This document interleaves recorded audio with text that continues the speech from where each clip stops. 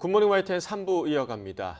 더불어민주당의 주도로 이루어진 노란봉투법과 방송 3법 개정안의 국회 본회의 직회부가 유효하다는 헌법재판소의 판단이 나왔습니다. 법제사법위원회에서 법안 심사 기간 60일을 넘겨 이유 없이 계류됐는지에 대한 판단은 국회법에서 정한 내부 절차에 따라야 하는데 이 절차를 준수한 만큼 위법하지 않다는 겁니다. 보도에 최민기 기자입니다.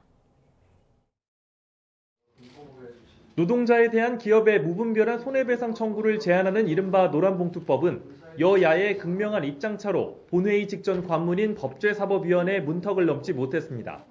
그러자 지난 5월 환경노동위원회 다수 의석을 점한 야당은 법안이 계류된 법사위를 건너뛰어 본회의에 붙이는 안건을 단독 의결합니다.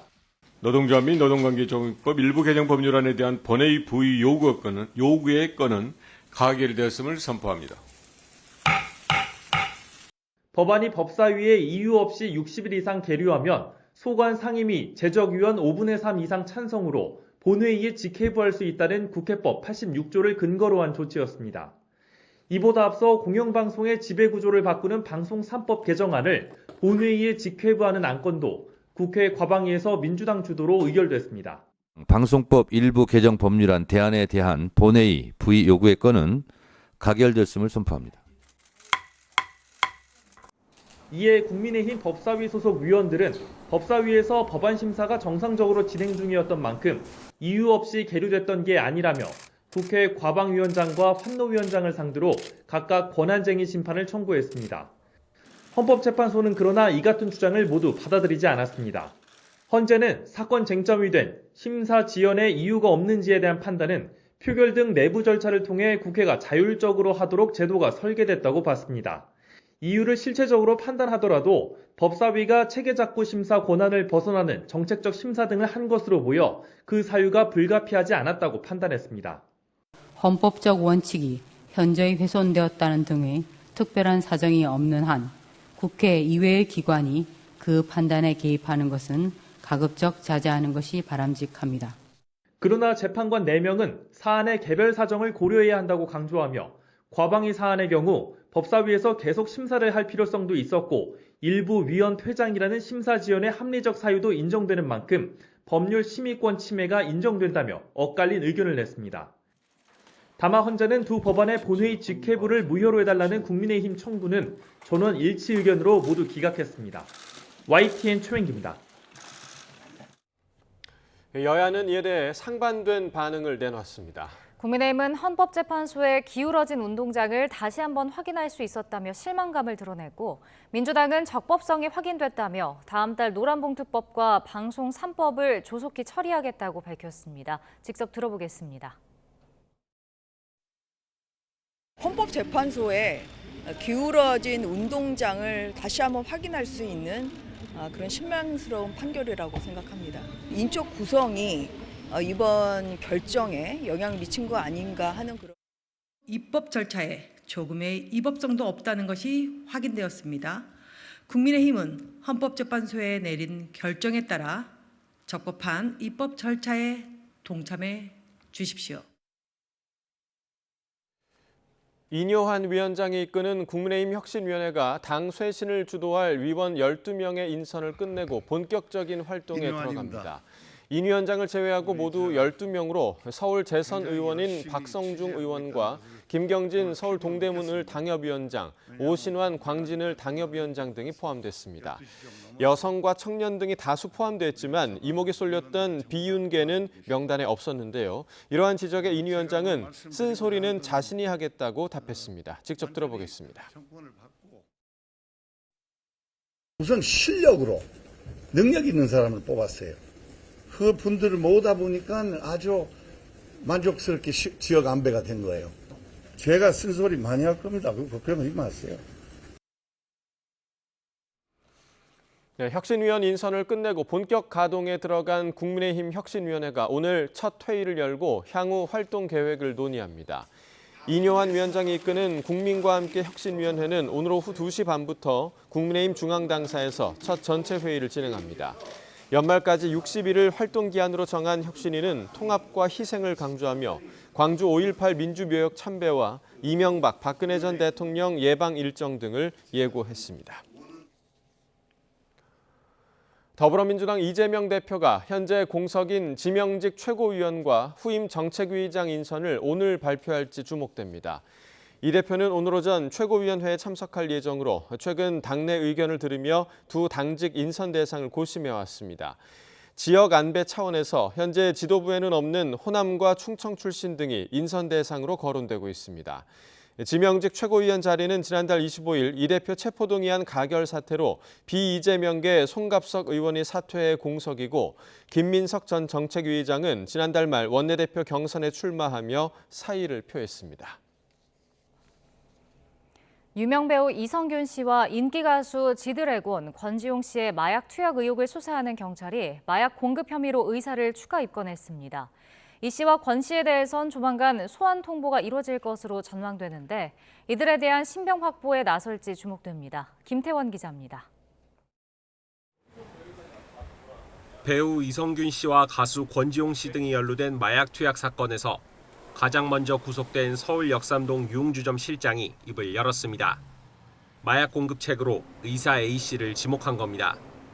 이 진술을 토대로 A 씨를 입건한 경찰은 A 씨가 공급한 마약의 종류와 분량, 제공 경로, 금품 거래 여부 등을 구체적으로 확인할 방침입니다.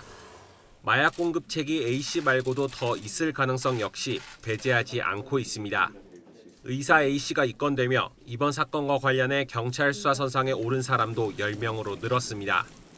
유흥주점 실장과 이 씨, 권 씨 등에 이어 A 씨까지 5명이 마약류 관리법 위반 혐의 피의자 신분이 됐고 재벌가 3세와 연예인 지망생, 작곡가 등 5명에 대해서는 내사가 진행되고 있습니다. 이성균 씨와 권지용 씨 등의 소환조사 일정도 가까워지고 있습니다.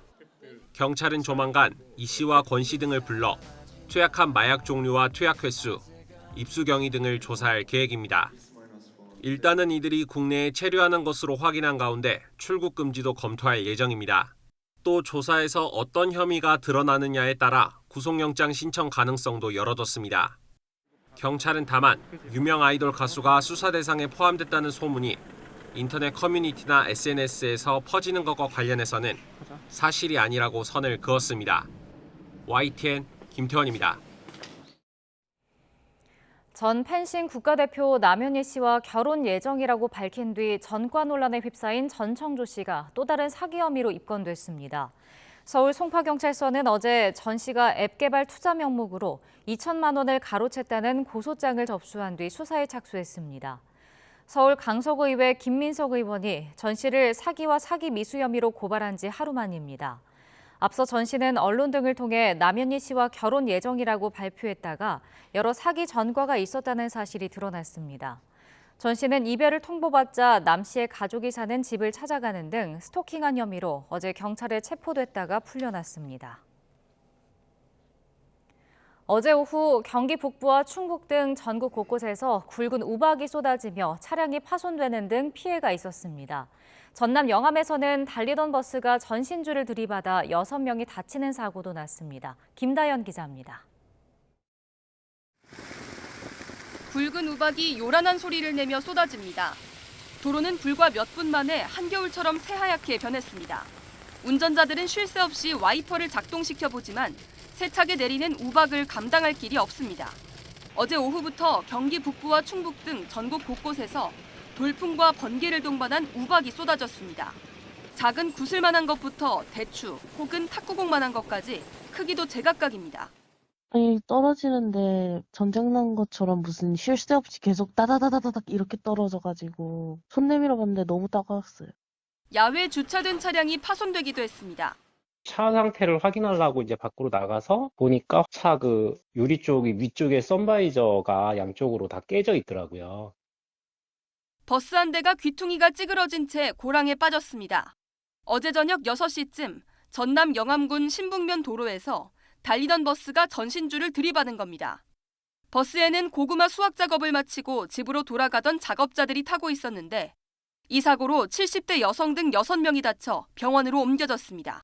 경찰은 타이어가 찢어지며 사고가 난 것으로 보고 있습니다.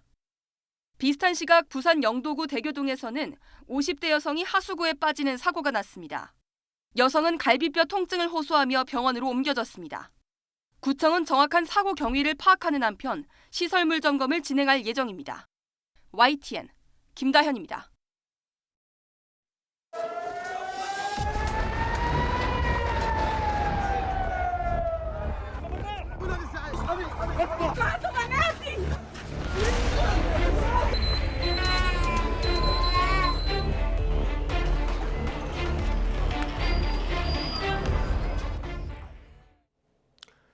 하마스 섬멸을 위한 지상군 투입이 임박했지만 이스라엘의 고민이 만만치 않아 보입니다.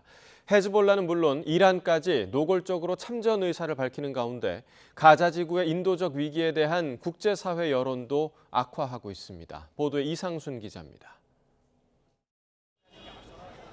가자 지구의 한 병원 하늘 위로 이스라엘의 전투기가 종횡무진 날아다닙니다. 사람들은 체념한 듯 하늘만 올려다봅니다. 이스라엘의 레바논 국경에선 이스라엘군 탱크 부대가 막바지 지상전 훈련을 실시했습니다. צריכים לרסק את החמאס כדי שאנשים יהיה להם את הביטחון לחזור, אבל בשלב הסופי אנחנו נוכל גם לבנות ולהרחיב ולעשות את החבל הזה מאוד פורח ובטוח. 하지만 중동 전쟁으로의 확전 가능성에 대한 우려는 더 커지고 있습니다. 하마스는 당장 레바논의 헤즈볼라에게 더욱 강력한 개입을 요구했습니다. I think this is a duty of all Muslims and Arab in this region to support our people. We want to fight against the occupation in the Lebanese front, in the Jordanian front, in the whole Arabic front, everywhere. 이스라엘의 앙숙 이란은 이스라엘 지상군이 전멸할 거라면서 전면 개입까지 시사했습니다. اگر خودشان پا بگذارند در همان جا دفن خواهند شد. راه دیگری وجود ندارد. تصور می‌کنند می‌توانند شکست را با جنایت جبران کنند. 20일 넘게 전면 봉쇄된 가자 지구가 인도적 위기에 봉착하면서 국제사회의 여론도 악화하고 있습니다. 물과 식량은 간간히 반입되지만 연료 공급은 완전히 끊겨 병원과 유엔 활동까지 중단 위기입니다. Fuel, which is desperately needed to run backup generators, remains banned. As a result, the UN Relief and Works Agency, UNRWA, has almost exhausted its fuel reserves and began significantly reducing its operations. 하마스에 붙잡힌 인질 220여 명의 안전도 문제입니다. 우려대로 하마스는 인질을 협상 카드로 내놨습니다. Hamas is ready to release civilian prisoners. On the other hand, the world should support the release of 6,000 Palestinians held in Israeli prisons. 대통령 선거를 앞둔 미국이 지상군 투입에 사실상 부정적인 것도 이스라엘을 주저하게 하고 있습니다. YTN 이상순입니다. 미국에서 또 총기 난사 사건이 발생해 최소 18명이 숨졌습니다. 경찰은 정신병력이 있는 40세 백인 남성 용의자를 추적 중입니다. 백악관과 연방의회에는 조기가 내걸렸습니다. 김태현 기자가 전해드립니다. 저녁 시간 길거리에 있던 시민들이 놀란 발걸음을 재촉하며 서둘러 피신합니다. 미국 메인주 루이스턴의 식당과 볼링장에서 무차별 총기 난사가 벌어졌습니다. 순식간에 약 20명이 목숨을 잃었습니다. I'm profoundly saddened to stand before you today to report that 18 people lost their lives. 총격범이 달아나면서 주민 대피령이 내려졌고 부근 상점과 사무실, 학교도 폐쇄됐습니다. 용의자는 40살 백인 남성인 로버트 카드. 갈색 셔츠와 청바지를 입고 소총을 겨눈 채 범행 현장을 누비는 모습이 CCTV에 포착됐습니다. 미 육군 예비군 하사인 카드는 훈련을 받은 총기 교관으로 올여름 정신병원에 입원한 사실이 확인됐습니다. 공개 수배령을 내리고 추적에 나선 경찰은 용의자가 무장 상태이고 극도로 위험하다며 주의를 당부했습니다.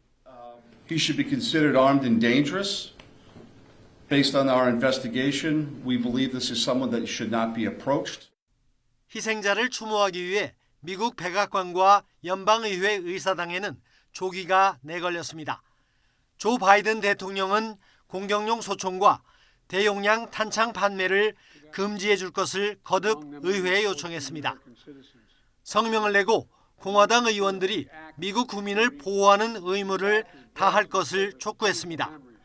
앞서 미국 의회는 지난해 텍사스주 유벨디 초등학교와 뉴욕주 버펄로 총기 난사를 계기로 30년 만에 총기 규제를 강화하는 법안을 처리했습니다.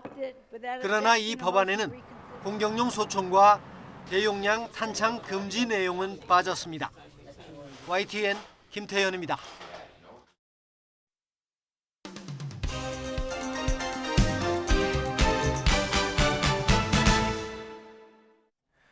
(10월 27일) 금요일입니다. 굿모닝 브리핑 시작합니다. 오늘은 노인연금 문제를 다룬 기사들 먼저 모아서 보겠습니다. 동아일보 먼저 볼 텐데요. 노인연금이 월 60만 원 수준에 그친다는 제목이 있고 그 아래는 월 평균 연금 수급액 추이가 그래프로 나타나 있습니다. 매년 조금씩 늘고 있다는 건 긍정적으로 볼 수 있겠지만 2021년 기준 수급액은 60만 원에 불과합니다. 기본적인 의식주 생활을 유지할 수 있는 노후 생활비 월 124만 3천 원의 절반에도 미치지 못하는 수준이었습니다. 전문가는 이 문제에 대해서 국민연금 등 공적연금은 노후 보장 역할을 제대로 하지 못하고 있고 개인연금도 유지율이 낮게 나타나면서 금융사의 배만 불리고 있다고 지적했습니다. 자, 다음 경향신문 기사도 보겠습니다. 여기서는 수급자를 집단별로 나눠서 비교를 해보고 있는데요. 보는 것처럼 여성보다는 남성이, 80세 이상 고령층보다는 60세 이상이, 또 무주택자보다는 주택 소유자가, 일을 하지 않는 가입자보다는 일하면서 연금을 받는 가입자의 수급액이 더 큰 것으로 나타났습니다. 그러면서 연금 수급도 부익부 빈익빈이라고 제목을 붙였습니다. 이번 데이터들은 통계청이 처음으로 모든 연금을 아우르는 종합 통계를 내면서 확인됐는데요. 여러 문제점들이 이어서 지적되고 있습니다. 과연 이 문제들 앞으로 어떻게 개선될지 지켜봐야겠습니다. 다음은 경향신문 일면 기사입니다. 낙동강 취수 수돗물에서 발암물질이 초가 검출됐다고 합니다. 세종대 연구팀이 대구와 고령군 지역의 수돗물을 채취해서 조사한 결과 수돗물을 소독하는 과정에서 발생하는 소독 부산물이자 발암물질인 총 트리알로메탄이 기준치를 최대 1.7배 넘어선 것으로 나타났습니다. 이곳의 수돗물은 모두 낙동강에서 취수한 물을 정수해서 공급받는데 오염된 물을 식수 수준까지 정수 처리하려다 보니 지나치게 많은 소독물질을 투입하면서 생긴 문제가 아니냐는 의견이 나오고 있습니다. 연구진은 식수 안전을 위해서 취수원을 옮기거나 취수 방식을 바꿔야 한다고 주장하고 있습니다. 또 환경부도 취수원 변경을 검토하고 있는 것으로 알려졌는데요. 내년까지 사업의 기본 설계와 환경 영향 평가 등을 진행하고 2028년까지는 마무리한다는 계획입니다. 참고로 발암물질이 초과 검출된 구체적인 측정 지점에 대해서는 해당 지역 주민들의 지나친 공포심을 우려해서 구체적으로 밝히진 않았습니다. 다음은 서울신문 기사입니다. 지난 3월 지방자치법 개정안이 국회를 통과하고 지난달부터 시행되면서 전국 광역기초의회는 산하기관장에 대한 인사청문회를 도입하는 내용을 담은 조례 제정에 앞다퉈 나서고 있다는 내용입니다. 시행일에 맞춰서 일찌감치 조례 제정을 마친 대구시 의회와 경북도 의회 등은 이미 대구 의료원장 또 안동 의료원장 후보자에 대한 인사검증을 진행한 바 있습니다. 산하기관장 인선은 그동안 종종 밀실 인사, 보은 인사 논란이 있어 왔는데요. 이번 조례 제정으로 최소한의 자질과 도덕성 등을 검증할 수 있게 됐다면서 기대하는 분위기가 생겼습니다. 하지만 개정된 지방자치법은 지자체장이 지방의회에 요청해야 인사청문회를 열 수 있는 것으로 규정하고 있는데요. 그러다 보니까 법적 근거를 더 공고히 해야 한다는 목소리가 커지고 있습니다. 지자체장이 의무적으로 인사청문을 요청하도록 하는 등 강제성을 띄어야 실효성이 있을 거라고 말하고 있습니다. 자, 오늘 마지막으로 볼 기사는 조선일보에 실려 있습니다. 가운데 지금 사진이 하나 보일 텐데요. 경제학자 장하준 교수와 백종원 대표의 모습이 보입니다. 그런데 자세히 보면 이름 아래 작게 광고라고 쓰여 있고요. 이 내용은 투자법 등을 담은 서적을 보내준다면서 홍보하는 내용입니다. 그러면서 여기에 걸린 링크를 따라가다 보면 결국은 개인정보를 남기도록 하는데요. 이렇게 유명인을 사칭한 피싱 계정이 최근에 급증하고 있는 것으로 나타났습니다. 현재 일부 SNS 업체 측은 광고료만 지불하면 무분별하게 노출 횟수를 늘려주고 있습니다. 업체 측은 광고에 대해서 사전 검열을 하고 있다고 말하고 있지만 사실상 시스템은 거의 작동하지 않고 있는 것으로 분석되고 있습니다. 그러다 보니 피싱 계정들이 광고비를 쏟아부어서 노출 빈도를 높여서 마치 유명인의 본 계정처럼 활동하고 있습니다. 이런 문제를 인지한 유명인들은 사칭 계정을 신고하고 있는데요. 소용없는 경우가 많다고 합니다. 무언가 뚜렷한 피해가 발생해야만 처벌이 이루어질 수 있고 그 전까지, 즉 단순히 사칭만 했다고 해서 처벌할 수 있는 조항은 없기 때문이었습니다. 이런 문제가 지적되면서 이른바 타인 사칭 방지법이 국회에 발의된 바 있기도 한데요. 논의가 더 나아가지는 못했습니다. 따라서 전문가들은 지금 단계에서는 피해를 막기 위해서 이용자들의 주의가 필요하다고 말하고 있습니다.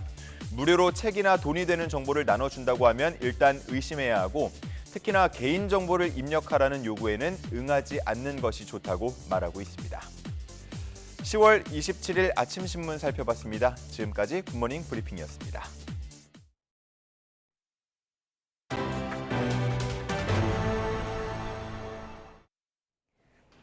수능이 20일 앞으로 다가왔습니다. 이번 수능은 킬러 문항 배제와 더불어 대입 지원까지 많은 변화가 예상됩니다. 어떻게 준비해야 할지 김연아 기자가 짚어봤습니다. 올해 수능은 킬러 문항 배제로 새로운 유형의 문제 대비와 그에 맞춘 시간 안배가 중요해졌습니다. 킬러 문항 배제 뒤 치러진 9월 모의고사의 문제 유형과 기조가 중요한데 당시 국어, 문학과 영어의 지문은 다소 쉬워졌지만 선택지가 헷갈려 변별력이 높았다는 평가가 많았습니다. 때문에 아는 지문이라도 핵심 주제와 논거가 뭔지 다시 살피고 특히 선택지마다 왜 맞고 틀린지 정확하게 짚고 넘어가야 합니다. 나 이거 읽어봤어. 이런 배경 지식이었어. 이런 지식을 갖고 그냥 접근을 하면 다 나가 떨어져. 하나의 작품을 보더라도 그 작품에서 읽어야 되는 부분들을 제대로 이해할 수 있게끔 연습을 해주는 게 중요한 것 같아요. 수학은 킬러 문항 배제 영향이 가장 큰 과목으로 개념과 원리가 중요해진 만큼 복습을 위주로 실수를 줄이는 연습이 필요합니다. 오답 노트를 숙지하고 EBS가 제공하는 맞춤 시험지 만들기 등을 통해 취약 유형을 집중 보완하는 것도 좋은 전략입니다. 자신의 문제 푸는 스타일에서의 어떤 실수를 방지하거나 그게 아니면 자신이 미처 제대로 이해하고 있지 못한 수학 개념들을 정확하게 어느 부분에서 못하는지를 이해하고 그 개념을 확실하게 다시 한번 재숙지하거나 마지막까지 흐트러지지 않고 학습 계획을 지키는 것도 중요합니다. 과도한 긴장감에 공부가 손에 잡히지 않아 시간을 허비하거나 밤잠을 줄이며 공부하다 정작 시험날 멍한 상태로 실수를 연발하게 되는 경우는 피해야 합니다. 지금부터라도 기상시간과 공부 일정 자체를 수능 시간표에 맞춰놓고 준비하고 학원 목표는 시간 단위로 구체적으로 짜되 하루 한두 시간씩 여유를 둬야 일정에 변수가 생겨도 무리하지 않고 꾸준히 학습 목표를 완수할 수 있습니다. 최근 코로나19와 독감 등 유행병이 기승인 만큼 예방주사는 미리 맞고 수험생 가족 모두 마스크 착용과 손 씻기 등 방역에도 주의를 기울여야 합니다. YTN 김연아입니다. 학급 규칙을 어긴 초등학생에게 교실 청소를 시켰다가 아동학대 혐의로 고소당한 교사에 대해 검찰이 무혐의 결정을 내렸습니다. 서울중앙지방검찰청은 초등학교 4학년 담임교사 A씨가 학생에게 벌 청소를 시켰다는 이유로 아동학대 혐의로 고소당한 사건을 무혐의 처분했다고 밝혔습니다. 검찰은 A씨가 지시한 벌 청소가 학기 초부터 학생과 학부모에게 공지되고 모든 학생에게 동등하게 적용되는 규칙에 따른 것으로 교육적 목적의 정당한 학생 지도로 판단했다고 설명했습니다. 대전의 한 고등학교에 들어가 교사에게 흉기를 휘두른 혐의를 받는 20대 남성에게 검찰이 중형을 구형했습니다. 대전지법에서 진행된 결심 공판에서 검찰은 20대 A씨에게 징역 20년을 선고하고 전자장치 부착 20년과 보호관찰 5년을 명령해달라고 재판부에 요청했습니다. 검찰은 피고인이 계획적으로 학교에 침범해 흉악범죄를 저질러 피해자가 한쪽 손을 쓰지 못할 정도로 다쳤다며 구형 이유를 밝혔습니다. SM엔터테인먼트 주가 시세 조종 의혹과 관련해 금융감독원이 카카오와 카카오엔터테인먼트 법인을 비롯해 임직원 3명을 검찰에 넘겼습니다.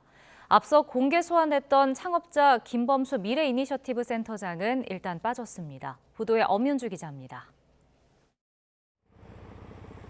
금융감독원이 카카오와 카카오엔터테인먼트 법인을 기소 의견으로 검찰에 넘겼습니다. 이미 구속된 배재현 투자총괄 대표를 비롯한 임원진 3명도 함께입니다. 이복현 원장이 카카오 법인에 대한 처벌 가능성을 내비친 지 이틀 만입니다.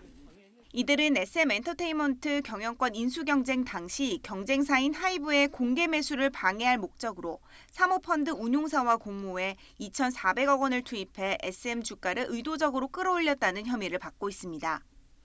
이 과정에서 금융당국의 대량 보유보고 의무도 이행하지 않은 혐의도 받습니다. 금감원은 특히 이들의 범행이 내외부의 통제를 받지 않는 비공식적인 의사결정 절차로 진행됐다고 지적했습니다.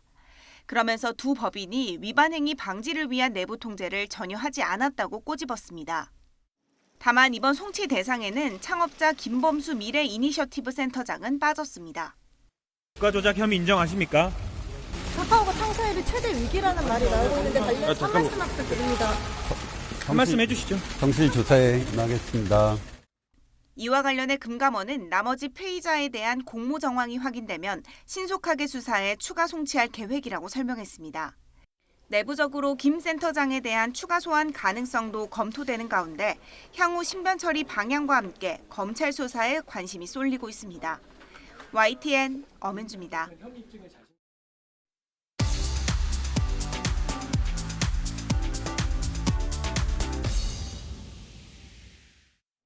네, 경제 소식을 빠르고 친절하게 전달해 드립니다. 오늘 굿모닝 경제는 주원 현대경제연구원 경제연구실장과 함께하겠습니다. 어서 오세요. 네, 어서 오십시오. 안녕하십니까. 자, 먼저 어제 국내 증시 소식부터 알아보겠습니다. 코스피가 2,300선이 어제 무너졌습니다. 네. 전날 미국 증시의 하락 영향인가요? 예, 뭐 다른 요인은 없었고요. 예. 뭐 특별하게 뭐 국내적으로 특별한 경제 지표가 나왔던 것도 아니고, 그러니까 미국 증시가 폭락했던 거 아마 많이들 아시겠지만 이제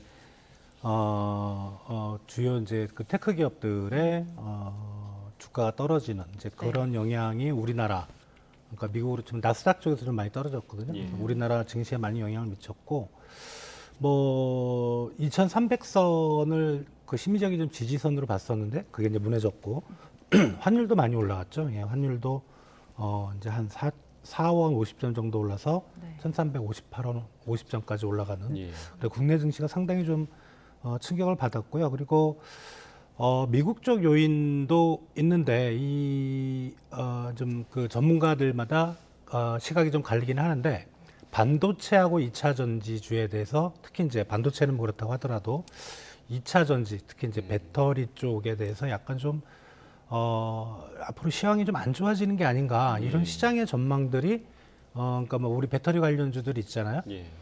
아무래도 전기차가 좀 뭔가 성장의 동력이 좀 제약이 걸렸다는 그런 느낌이 좀 강하게 들어서 이제 그런 주식을 중심으로 좀 많이 좀 빠진 것 같습니다. 예. 네.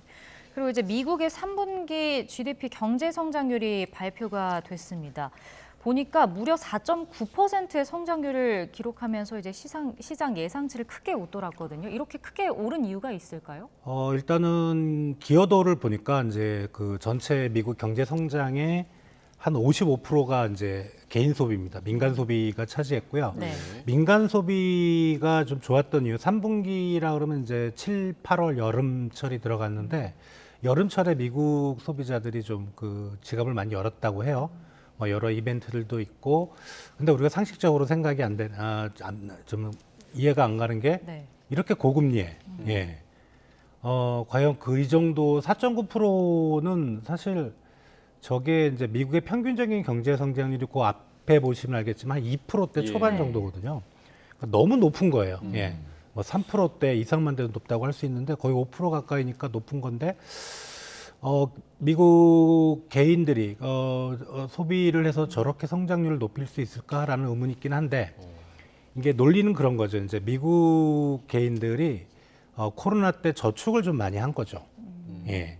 그거를 가지고 이제 계속 좀 버티는데 아직까지는 그 저축의 여력이 소비로 좀 이어지고 있는 그런 상황이고, 그리고 민간 투자도 한 8.4% 정도 증가했습니다. 그러니까 개인 소비가 4% 증가했는데 민간 투자는 돈 없죠. 근데 이제 이것도 좀 생각을 해볼 게, 민간 투자를 우리가 이제 설비 투자와 건설 투자를 나눠봤을 때 이 건설 주택 쪽 투자가 늘었거든요. 이 부분이 그렇게 건전해 보이진 않는 거죠. 이런 고금리에서 주택 투자를 한다? 이건 나중에도 문제가 될 것 같고, 또 오히려 미국 경제를 앞으로 긍정적으로 보는 관점에서 설비 투자가 늘어야 되는데 주택 투자 중심. 또 하나는 지금 미국 정부의 정부 지출이 엄청 많이 늘었습니다. 올해 초에 이제 피치가 미국 그 신용 등급을 하락하는 이유가 미국 정부가 너무 지출을 많이 해서 재정 격차가 크다, 그런 이유였는데 특히 미국 정부의 최근 그 지출이 느는 원인 중에 하나는 이제 우크라이나 전쟁 때문에 군비 지출이 많이 늘었어요. 그래서 그런 삼박자가 맞아 떨어지면서 2021년 4분기에 그때 전기 대비 연율 7.0% 정도 나왔는데 그 이후로 거의 한 2년 정도죠. 그래서 가장 높은 수준을 기록을 했습니다. 네.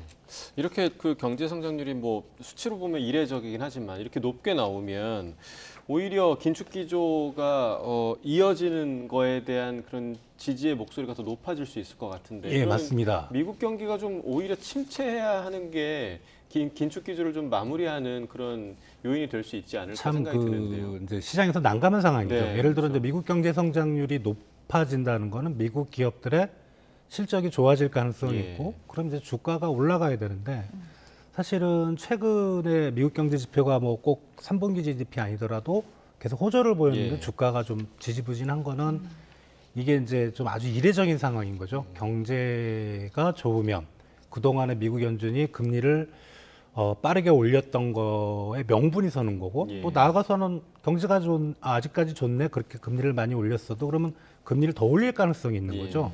그래서 이제 이게 경제 성장률이 참 4.9%는 상당히 좋고 주식시장은 주가는 사실 폭등해야 되는데 그 오히려 이제 이게 미국 연준의 고금리 정책 기조를 장기화할 수 있는 우려, 이런 것 때문에 금융시장에서는 좀 안 좋은 신호로 보고 있습니다. 네.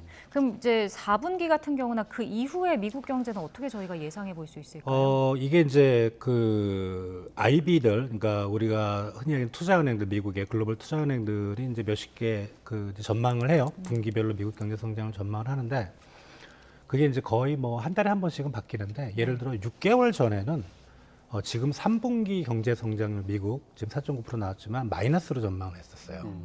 4분기도 그때 마이너스였고, 근데 한 달 전에는 그게 좀 올라가서 3분기가 한 2%대 초반 정도로 예상을 했거든요. 근데 불과 이제 1, 2주 전에는 이게 마이너스로 전부 돌았고, 이제 플러스 한 5% 정도로 돌았고요. 점점 좀 올라가긴 하는데, 그래도 일관되게 이제 전문가들이나 그런 IB들의 시각을 보면 저도 그렇고 갈 때까지 갔다. 이건 일시적인 영향이 클 거고, 그리고 이제 4분기 이후에는 미국의 문제가 뭐냐면 이제 그동안에 그 미국 개인들이 저축해놨던 그런 저축액이 이게 왜 저축이 됐냐 하면은 이제 코로나 때 쓸 수 없었던 그런 것도 있고, 미국 정부가 지원해줬던 어떤 재정 규모도 컸고, 그런 것들이 이제 한계를 보일 거다. 또 하나는 사실 이제 바이든 정부는 그 학자금 대출이 그동안 미국에 많았는데, 그걸 이제 상환을 유예를 하는 원래 정책을 썼었는데, 최근에 얼마 전에 대법원에서 이제 그거는 계속 채무 불이행, 뭐 도덕적 해이 이런 문제로 인해서 그냥 학자금 대출했으면 시장 논리에 의해서 그냥 환습 받아라. 근데 그게 이제 4분기부터 시작이 되는 거거든요. 이게 큽니다.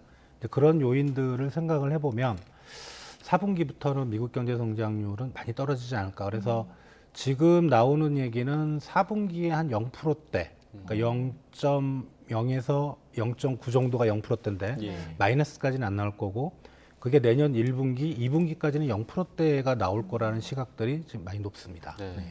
지금 뭐 경기가 좋으면 주식시장에 오르는 게 정상이라고 말씀을 해주셨는데, 성장률이 좋게 나왔는데도 불구하고 또 다시 이제 뉴욕 증시는 하락세로 마감을 했습니다. 어떻게 좀 봐야 할까요? 어제 이어진 이제 이유겠죠. 아무래도 이제 또 더구나 미국 경제 성장률이 높으니까 미국 연준의 금리가 지금 고금리 정책이 장기화하거나 한 번 정도 추가 인상할 가능성 이런 것 때문에 좀 우려가 됐던 것 같고요. 다만 이제 미국 연준 FOMC가 2번 남아있거든요. 11월하고 12월에. 근데 오히려 동결할 가능성이 더 높아졌어요. 시장에서는. 11월 같은 경우는 거의 100%에 가깝고 12월도 한두 달 전에는 한 50% 정도였는데 동결할 가능성이 지금은 한 70%에도 육박하고 있습니다. 그래서 3분기 지표가 좋게 나와서 미국 증시는 약세는 보였지만 미국 연준의 올해 이제 통화 정책에 대해서는 3분기 지표를 좀 일시적으로 시장에서 생각하고 4분기부터는 다시 지표들이 좀 많이 약화될 가능성, 성장세가 그러면은 올해는 동결로 넘어가지 않을까 이렇게 시장에서는 보고 있는 것 같습니다. 네. 자, 이렇게 미국 경기와는 반대로 또 우리나라 3분기 GDP 성장률을 봤더니 0.6%에 그쳤습니다. 그나마 수출이라든지 민간 소비가 성장세를 이끌은 거죠? 네, 이게 이제 한국은행에서 이제 발표를 하는데 한국은행에서 이제 이런 어제죠. 예. 발표를 하면서 설명하는 그 뉘앙스하고 이거를 가지고 이제 기재부 쪽에서 설명하는 뉘앙스가 많이 좀 틀린 것 같아요.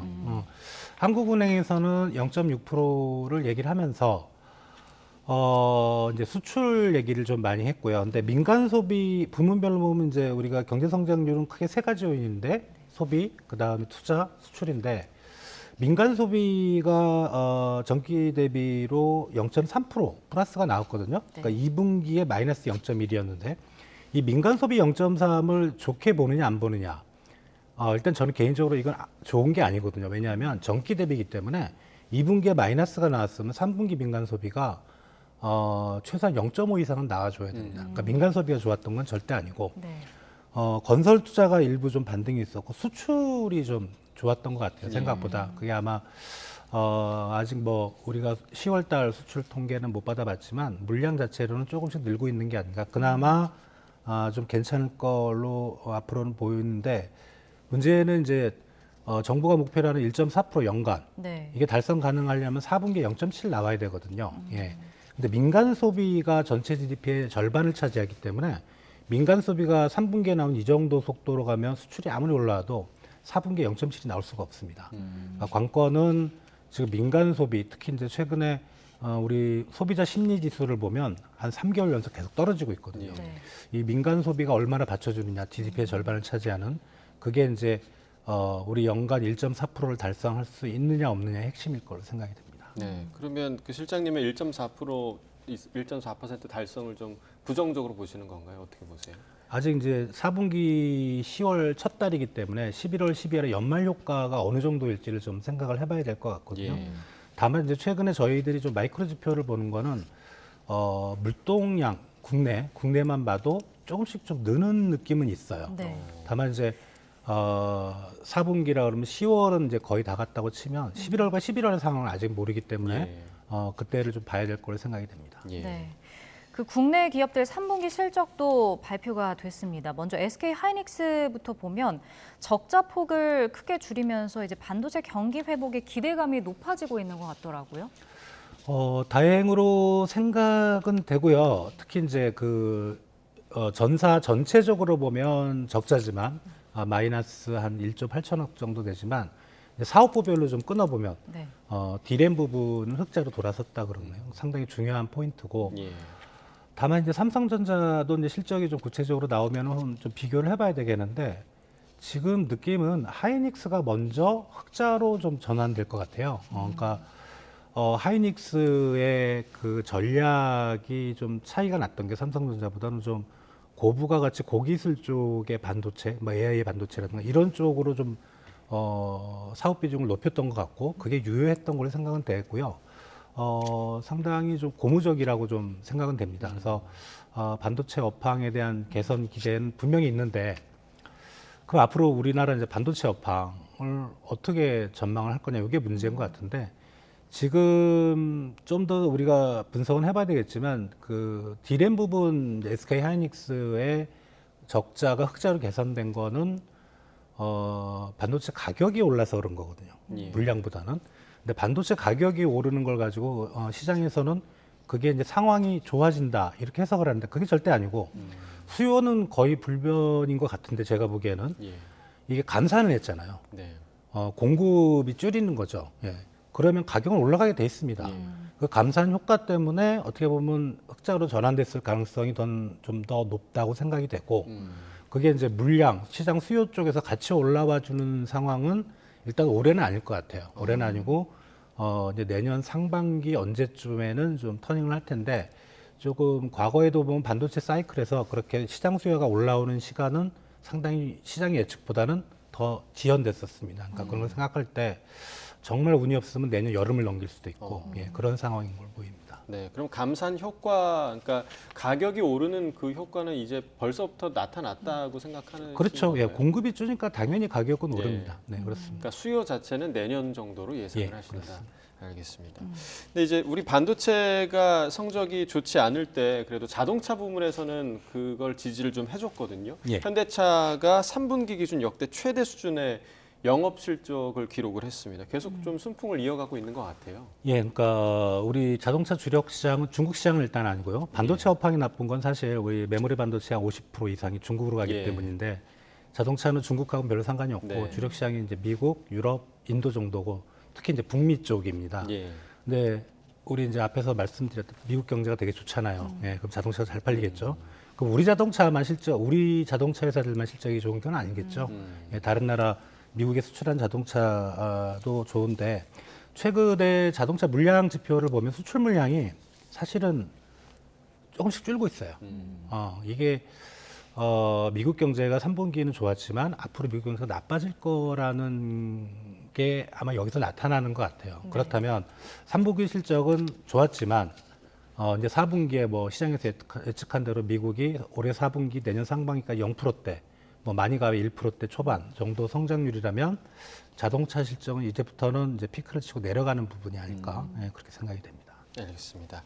네, 오늘 굿모닝 경제 여기까지 듣겠습니다. 주원 실장과 경제 이야기 나눠봤습니다. 고맙습니다.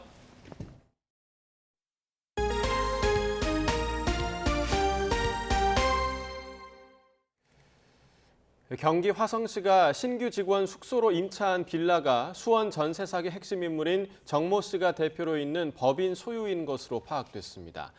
경기 화성시는 진안동에 있는 원룸 4세대를 정 씨 소유 법인과 보증금 5억 8천만 원의 전세 계약을 맺었는데 현재 해당 건물에 대한 경매가 진행되고 있다고 밝혔습니다.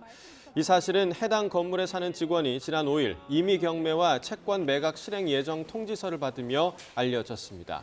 화성시는 법률 자문을 의뢰해둔 상태로 검토가 끝나면 정 씨 법인을 고소할지 결정할 예정입니다. 일본군 위안부 피해자를 매춘 등으로 표현해서 명예훼손 혐의로 기소된 박유하 세종대 명예교수가 대법원에서 무죄 판단을 받았습니다. 대법원은 학문적 의견 표현을 명예훼손으로 인정하는 건 신중해야 한다고 밝혔는데 파장이 예상됩니다. 보도에 홍민기 기자입니다. 지난 2013년 박유하 세종대 명예교수는 제국의 위안부를 출간해 사회적 논란을 촉발했습니다. 일본군 위안부 피해자를 향해 일본군과 동지적 관계에 매춘이란 표현을 사용하고 일제에 의한 강제 연행은 없었다고 주장해 각계 비난이 쏟아졌습니다. 2015년 11월 위안부 피해자의 명예를 훼손한 혐의로 재판에 넘겨진 박 교수는 1심에서 무죄를 선고받았습니다. 저서 속 기술 내용이 가치 판단을 따져야 할 문제라며 표현의 자유를 인정한 겁니다. 하지만 2심 재판부는 검찰이 기소한 35개 표현 가운데 11개가 허위 사실을 적시한 거라며 벌금 1,000만 원을 선고했습니다. 강제 연행이 위안부에게 행해진 적이 없다거나 위안부는 근본적으로 매춘의 틀 안에 있던 여성이란 부분 등을 명예훼손으로 봤습니다. 대법원은 그러나 이 같은 2심 판단을 뒤집고 박 교수 사건을 무죄 취지로 서울고등법원으로 돌려보냈습니다. 대법원은 학문적 연구를 사실 적시에 의한 명예훼손으로 판단하는 데 신중해야 한다고 밝혔습니다. 또 전체 맥락을 봐도 박 교수가 일본군에 의한 강제 연행을 부인하거나 위안부가 자발적으로 매춘을 했다는 주장을 뒷받침하려고 관련 표현을 쓴 걸로는 보이지 않는다고 판단했습니다. 아울러 학문적 표현에 관한 평가는 형사처벌보다 공개적 토론과 비판 과정을 통해 이루어져야 한다고 강조했습니다. 검찰 기소 8년 만에 대법원에서 무죄 판단을 받은 박 교수는 즉각 환영의 입장을 나타냈습니다. 먼저 올바른 판결을 내려주신 판사님들께 감사드립니다. 제가 시도했던 것은 그 양극단을 비판하고 양극단의 생각에 어떤 문제가 있는지를 검토해보는 일이었습니다. 그것은 그 책을 정확히 읽어주시면 너무나 명료한 사실이고 다만 학문적 표현의 자유를 어디까지 인정해 줄지를 놓고 시민사회 진영 반발 등 파장도 예상됩니다. YTN 홍익입니다. 후쿠시마 원전 오염수 배관 청소를 하던 작업자들이 방사능 물질이 포함된 오염수를 뒤집어 쓴 것으로 확인됐습니다. 작업 인원 2명은 방사선량이 기준치 아래로 떨어지지 않아 병원으로 실려갔습니다. 도쿄에서 김세호 특파원이 보도합니다. 후쿠시마 제1원전에서 방사성 물질 제거 설비 알프스의 배관 청소를 하던 도중 오염수가 사방으로 튀었습니다. 방사성 물질이 들어있는 오염수를 탱크로 흘려보내기 위한 호수가 빠진 겁니다. 분출된 오염수는 100ml 정도로 알려졌는데 당시 작업을 하던 도쿄전력 협력업체 작업인원 5명이 오염수를 그대로 뒤집어 썼습니다. 이들은 마스크와 방호복을 착용했지만 4명은 피부에 오염수가 묻었습니다. 이 중 2명은 제염 작업에도 방사선 수치가 기준치 아래로 떨어지지 않아 병원으로 이송됐습니다. 지금까지 일본 정부와 도쿄전력은 2차 방류가 완료될 때까지 오염수 방류는 안전하게 진행되어 왔다고 거듭 강조했습니다. これまでのモニタリングの結果からは計画通り安全に進められていると承知しています。 IAEA 측 역시 2차 방류 기간 동안 아무런 문제가 없었다고 밝혔습니다. I would say that the first two batches that were released went well, so no issues were observed. 하지만 이번 오염수 분출 사고는 방류 설비 관리 과정에서 언제든지 예상치 못한 다양한 유형의 사고가 날 수 있다는 점을 보여주고 있습니다. 또 앞서 2차 오염수 방류 기간 원전 앞바다에서 처음으로 검출 하한치를 넘어선 삼중수소가 검출된 점도 여전히 불안한 대목입니다. 이런 가운데 일본은 다음 달 2일 오염수 3차 방류에 들어간다고 밝혔습니다. 방류 설비 관리 과정에서 사고로 이어질 돌발 변수에 대한 우려가 커지면서 IAEA 등 제3자에 의한 철저한 관리 감독이 어느 때보다 강조되고 있습니다. 도쿄에서 YTN 김세호입니다. 우리나라 선수로는 처음으로 당구 3쿠션 세계선수권 챔피언에 오른 이신영 선수가 이제 프로로 전향해 새로운 도전에 나섭니다. 이신영은 프로 무대에서도 우승과 많은 기록을 세우고 싶다며 당차게 포부를 밝혔습니다. 보도에 김동민 기자입니다. 아직까지 우리나라 선수가 한 번도 오르지 못한 산. 이신영 선수는 지난달 열린 제11회 3쿠션 세계선수권 대회에서 우리 선수로는 처음으로 정상에 올랐습니다. 준결승에서 세계 최강이자 세계 랭킹 1위인 네덜란드의 테레사를 제압한 뒤 결승에서는 일본의 강호, 세계 5위 니시모토마저 30대 18로 이겼습니다. 정확하고 자신감 넘치는 샷으로 경기를 압도했습니다. 우승이 확정될 때 담담하게 세리머니를 했던 이신영은 시상식에서 애국가가 울려 퍼지자 기쁨의 눈물을 감추지 못했습니다. 우승의 기쁨을 뒤로하고 이제는 새로운 도전에 나섭니다. 프로로 전향해 LPBA 투어에서 뛰겠다고 선언한 것입니다.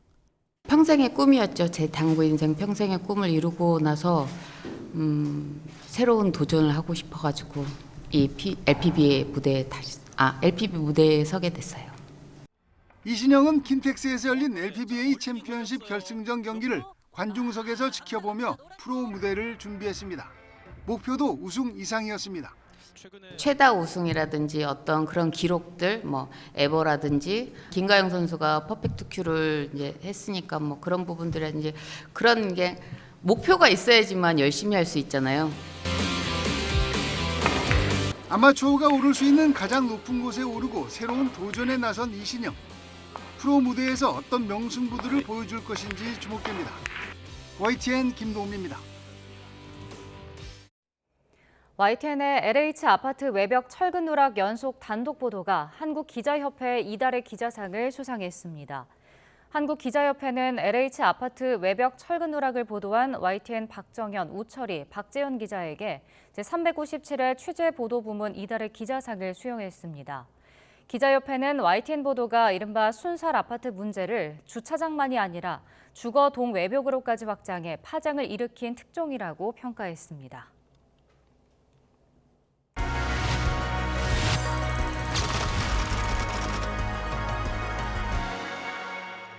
삼례읍에서 발생한 우리 슈퍼마켓 강도 살인 사건에 대한 10대 소년 3명을 긴급 체포하고 이거 한번 읽어봐. 시퍼렇게 젊은 애들 인생 3명이 걸려 있습니다.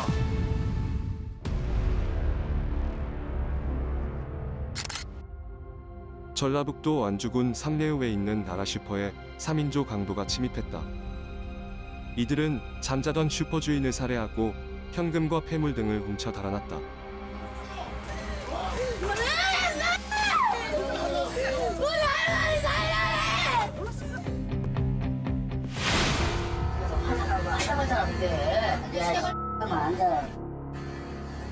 너 빨리 뭐 크지게 그렇게 됐으니까 네가 감독이야.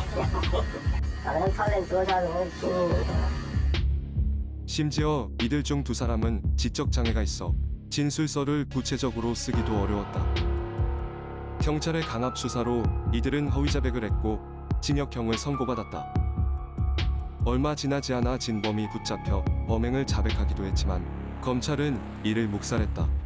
우리가 부산에서 다 자백을 하고 조서서를 다 하고 다 했는데 검사가 과음을 주면 너희들이 한 거 맞지? 그러니까 이 아들이 예 그게 대답을 하더라고요. 만기 출소한 3사람은 뒤늦게 재심을 신청했다. 재심 변호사는 진범을 설득해 자백을 이끌어냈고 결국 삼례 3인조는 무죄를 선고받았다.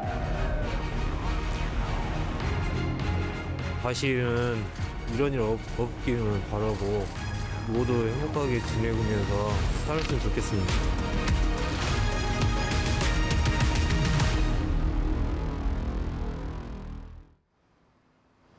주말을 앞둔 오늘도 여전히 하늘빛이 흐립니다. 그래도 기온은 예년 수준을 웃돌면서 큰 추위 없겠는데요. 현재 서울 기온은 12.9도로 어제보다 조금 낮지만 여전히 예년보다는 5도가량 높습니다.